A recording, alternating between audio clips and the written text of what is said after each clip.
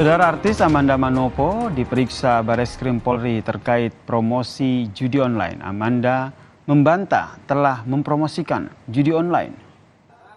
Amanda Manopo bersama dengan kuasa hukumnya mendatangi Bareskrim Polri untuk memberikan klarifikasinya terkait dengan dugaan promosi judi online, saudara.